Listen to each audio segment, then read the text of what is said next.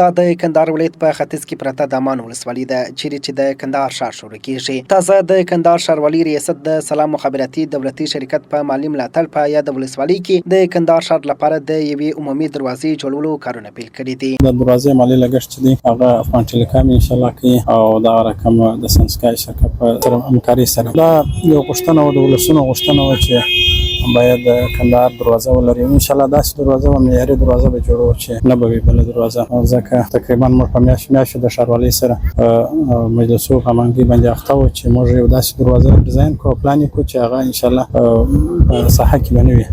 د کندهار ښاروال مولوي عبدالله روحاني په دې اړه جوړ شوو مراسمو کې ملت چاغ راډیو ته ویل چې دغه دروازه به د یاد شرکت په مالي مرسته په 100 میلیونه افغانۍ د 8 میاشتو په موده کې جوړه شي چې د ګڼو اسانتیاوو درلودونکې به وي. کندهار ښاروالۍ پلان درلود چې یوه داسې دروازه باید موږ ولرو پر څلورو دخولي دروازو لارو باندې هغه ښه معیاري دروازې. دروازه جوړول خپل ذات اقتصادي اهمیت هم لري چې د دې سره د علاقه ټوله اقتصادي کېږي او د ښار ته عملاً داخليږي او همداراز امنیتي حیثیت هم لري. د سلام مخابراتي شرکت د مسؤلینو په زیار او هڅو باندې چې د کندهار ښاروالۍ سره په ګډه باندې هڅه وکړه څو داسې دروازه منظور شوه چې د هغه 100 میلیونه افغانۍ په لګښت باندې تقریبا د 8 میاشتو په موده کې جوړیږي. د دې دروازې جوړښت 8 متره په عرض باندې د سړک د یوې غاړې څخه تر بلې غاړې پورې هغه ټول دومره دی او پلنوالی یې د 12 متره په اندازه دا 4 منزله تعمیرات لري. په هغه کې یو کوچنک سالون او خوړنځای او د امنیتي محافظینو لپاره وتاکونه او خونې دي تشنابونه دي. هغه همدارنګه وایي له یو شمېر نورو خصوصي شرکتونو سره هم خبرې روانې دي